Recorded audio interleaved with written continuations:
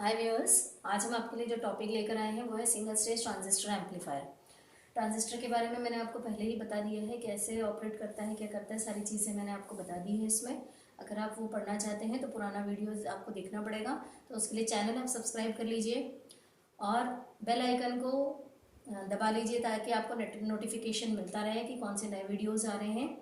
और साथ में आप इसको शेयर कीजिए, अगर वीडियो पसंद आए तो इसको लाइक कीजिए, अपने फ्रेंड्स के पास इससे दीजिए ताकि उनको भी नॉलेज मिलता रहे। तो चलिए हम बात करते हैं सिंगल स्टेज ट्रांजिस्टर एम्पलीफायर की। सबसे पहले तो हमें पता होना चाहिए कि एम्पलीफायर क्या होता है। तो एम्पलीफायर मीन्स एम्पलीफाई करना सिग्नल को, मतलब अगर आपके पास कोई भी वीक सिग्नल है, if you have a weak signal, तो आप उस सिग्नल को एम्पलीफाई कर सकते हैं। तो कहने का मतलब ये है कि अगर मान लीजिए आपके पास कोई सिग्नल है, ऐसी सिग्नल आपके पास है जिसमें उसका वोल्टेज कम है, तो आप क्या करेंगे, उस सिग्नल को एम्पलीफाई करके उसकी सिग्नल को इंक्रीज कर देंगे, उसके एम्पलीट्यूड को बढ़ा देंगे जिससे उसका वोल्टेज बढ़ जाएगा। वैसे ही आप फ्रीक्वेंसी, अगर आपके पास कम है तो फ्रीक्वेंसी को आप एम्पलीफाई कर सकते हैं। और इसमें एम्पलीट्यूड हो गया, फ्रीक्वेंसी हो गया और फेज, तीसरी चीज़ होती है फेज। तो आप इसको फेज के बेस पे भी एम्पलीफाई कर सकते हैं। अगर आपके पास फेज कम है तो फेज को भी आप इसमें एम्पलीफाई कर सकते हैं। तो देखिए हमने ये सिंगल स्टेज ट्रांजिस्टर एम्पलीफायर बनाया है। सिंगल स्टेज ट्रांजिस्टर एम्पलीफायर का मतलब क्या होता है कि सिंगल स्टेज ट्रांजिस्टर एम्पलीफायर हमारे पास है जिसमें हम सिर्फ एक सिंगल ट्रांजिस्टर का यूज़ करते हैं। आप इस ट्रांजिस्टर को, जैसे अब मैंने ये सिग्नल बनाया है, इस सिग्नल का एम्पलीट्यूड बहुत कम है और इधर देखें तो हमें ये सिग्नल का एम्पलीट्यूड बहुत ज़्यादा मिल गया है। तो यदि हम इससे ज़्यादा एम्पलीट्यूड चाहते हैं तो हम दूसरे सर्किट भी बना सकते हैं, मतलब दूसरा ट्रांजिस्टर भी कनेक्ट इसमें कर सकते हैं। तो ये जो हमारे पास सिंगल स्टेज ट्रांजिस्टर है, सिंगल स्टेज का मतलब ये कि हमने सिर्फ एक ट्रांजिस्टर यूज़ किया है अपने सिग्नल को एम्पलीफाई करने के लिए। यदि आप इससे ज़्यादा सिग्नल एम्पलीफाई करना चाहते हैं तो उसमें आपको क्या करना है कि आप और सेम एम्पलीफायर को कैस्केड फॉर्म में लगा सकते हैं। कैस्केड का मतलब ये होता है एक के बाद एक कंटिन्यूस फॉर्म में आप इसमें लगा सकते हैं, जितना आपको एम्पलीफिकेशन चाहिए उतना। ये हमारे पास जो है वो सिंगल स्टेज ट्रांजिस्टर एम्पलीफायर का सर्किट डायग्राम है। इसमें सबसे पहले हम स्टार्ट करते हैं कि हमारे पास क्या चीज़ है। सबसे पहले हमने इनपुट दिया है, ये है वी इन इनपुट है। इनपुट हमारा क्या है, एसी सिग्नल है।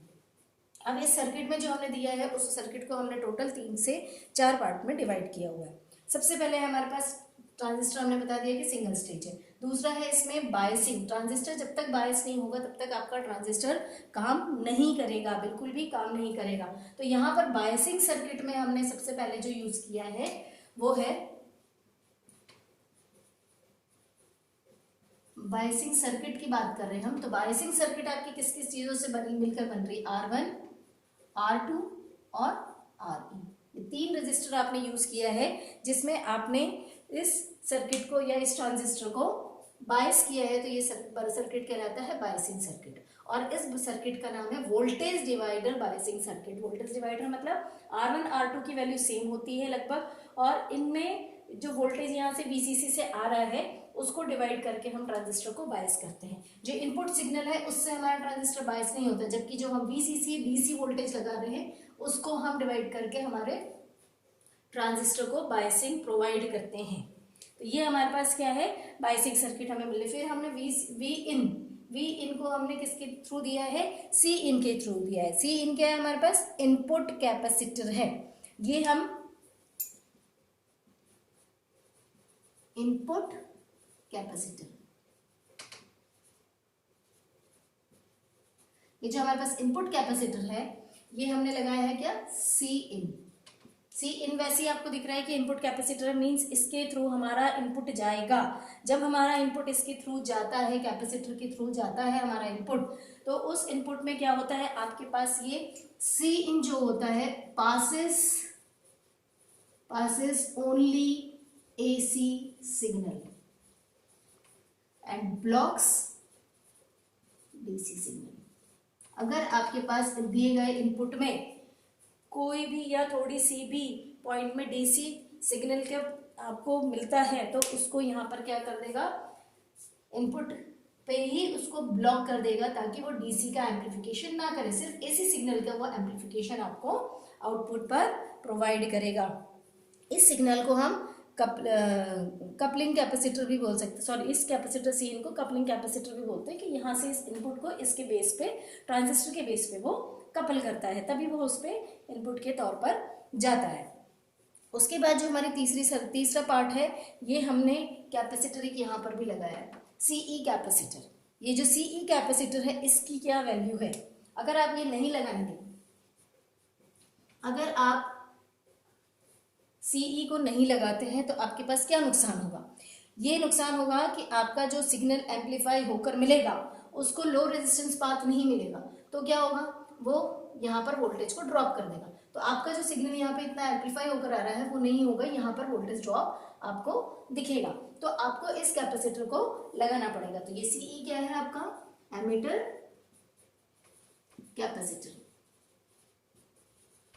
ये क्या करता है, लो रिएक्टेंस पाथ प्रोवाइड करता है आपके आउटपुट सिग्नल को, जिससे आपका वोल्टेज ड्रॉप आर ई पर नहीं हो और आपका आउटपुट वोल्टेज रिड्यूस नहीं हो। क्या करता है, it provides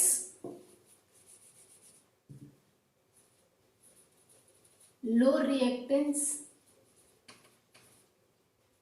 path to output signal so that voltage drop is avoided at RE। अगर RE पे वोल्टेज ड्रॉप हो जाएगा तो आपको आउटपुट पे इतना एम्पलीट्यूड एम्पलीफाई करके नहीं मिलेगा, और जो आउटपुट सिग्नल आपको मिलेगा वो क्या हो जाएगा, उतना एम्पलीफाई नहीं होगा जितना ये पूरा सर्किट इसको एम्पलीफाई कर सकता है। अब जो आपका लास्ट पार्ट है सीसी जो आपको दिख रहा है, it is a coupling capacitor. Coupling capacitor का मतलब ये है, सीसी जैसे नाम बताया है कपलिंग कैपेसिटर। कपलिंग का मतलब होता है जोड़ना, कपल करना। मतलब अगर हम इससे सिंगल स्टेज से डबल स्टेज में जाना चाहेंगे तो इसका आउटपुट ये कपलिंग कैपेसिटर के थ्रू हम दूसरे स्टेज पे जोड़ सकते हैं, और ये वही काम करेगा जो हमारा सी इन काम करेगा। तो हमारा चौथा पार्ट जो है इसका, that is coupling capacitor. Fourth part हमारा क्या है सर्किट का, कपलिंग कैपेसिटर।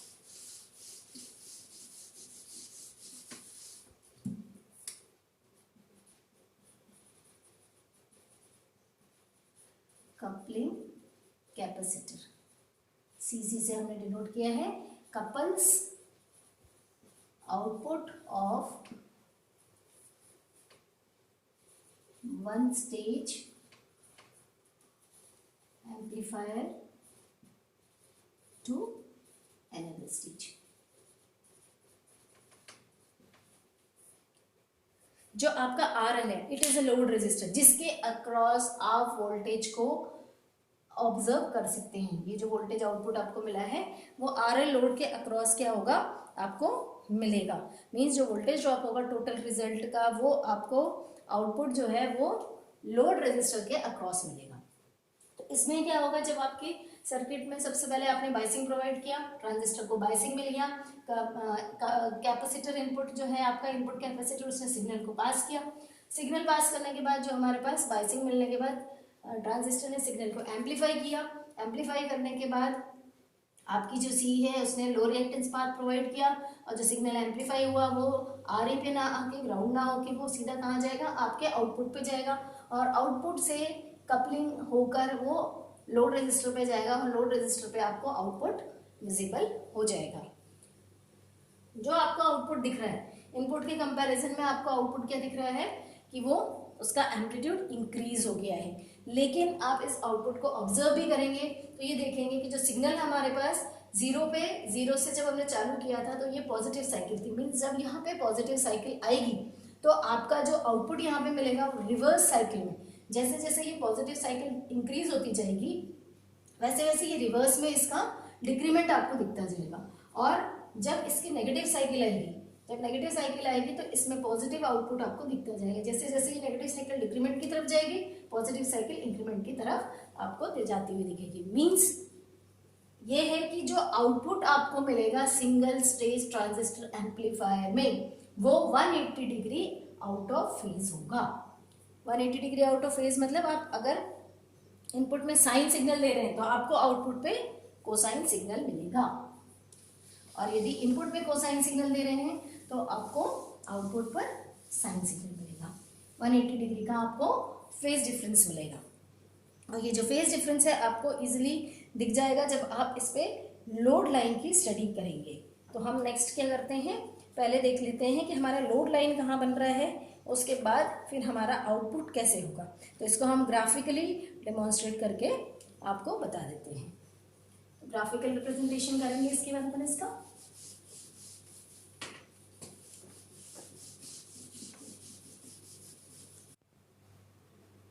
ये हमारा जो है, मैंने अभी आपको बताया था कि हम ग्राफिकल रिप्रेजेंटेशन से इसको क्लियरली पढ़ेंगे। तो ये हमारा क्लास जो रिप्रेजेंटेशन दिखा रहा है ग्राफिकल रिप्रेजेंटेशन है।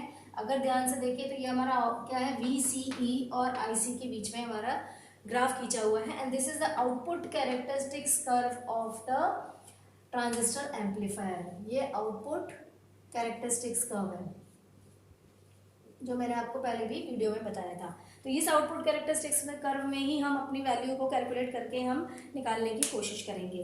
अब ये जो हमारे पास वैल्यू है हम इसको कैलकुलेट करने की कोशिश करें तो इसमें अगर सबसे पहले देखें, हमने जो इनपुट प्रोवाइड किया था उसमें मैक्सिमम IC और मिनिमम IC हमने यहाँ पे डिनोट किया है। अब ये जो हमारे पास आउटपुट कैरेक्टरिस्टिक्स कर्व हमें मिला है, इसी के बेस पे हम क्या करेंगे, हम इसका रिजल्ट बनाएंगे। अब ध्यान से देखिए कि ये हमारे पास एक लोड लाइन चाहिए। What is load line? Load line हमें पता होना चाहिए कि लोड लाइन, अगर हम ध्यान से देखें कि इट इज ग्राफिकल रिप्रेजेंटेशन में, कि यदि हमारे पास VCE की वैल्यू 0 होती है तो मैक्सिमम करंट हमें जो आउटपुट पे मिल रहा है उसकी क्या वैल्यू है, वो पॉइंट हम लेंगे and that is A point. और उसके बाद हम देखेंगे जब हमने करंट को 0 रखा है, जब हमारे पास आउटपुट करंट बिल्कुल 0 है तो हमने कहाँ तक 0 है वो वैल्यू हम VCE की निकालेंगे। तो ये हमें B पॉइंट मिल गया है।